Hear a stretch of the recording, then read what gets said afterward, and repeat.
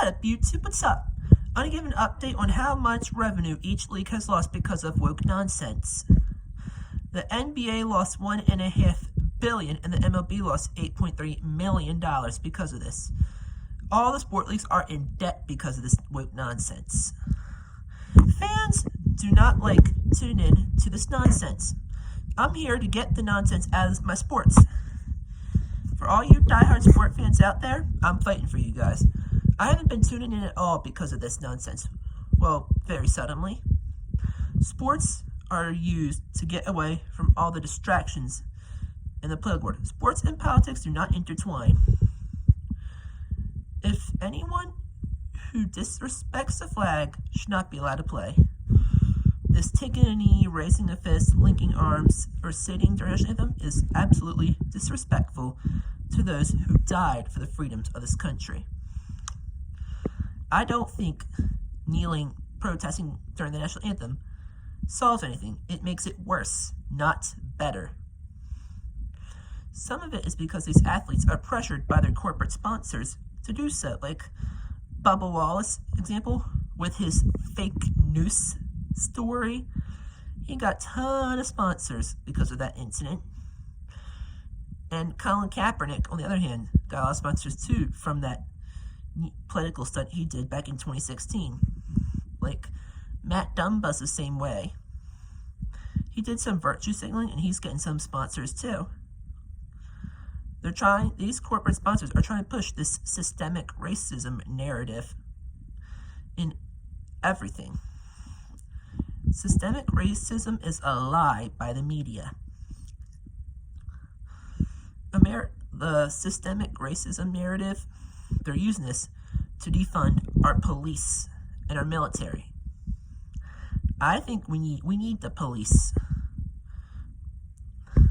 I support all good cops and all victims of bad cops.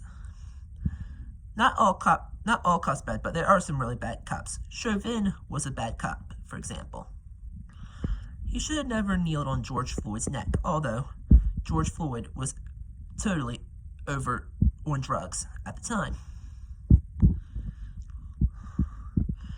I don't think burning, looting, and rioting is acceptable at all. Peaceful protest is where they hold signs and go marching around places. The best way to do that, you athletes that want to protest, you go write letters to Congress, you go march around police stations, you go sit down with the police. That's what you do, not disrespect the men and women that fought for the freedoms of this country. That is totally unacceptable. Do you know who's all these behind this? It's George Soros. This man is one of the most evil men in the world. He's funding domestic terrorist groups like Antifa. And another thing is that these networks need changing. Like, ESPN is not ESPN. It's the evil socialist progressive network. Not just sports and other types of entertainment too, like MTV is a left-wing propaganda channel. I call it Marxist TV. NPR, they're not a radio station, they're a propaganda station. I call it the National Progressive Radio. PBS, it's not the public broadcasting service, it's the progressive broadcasting service.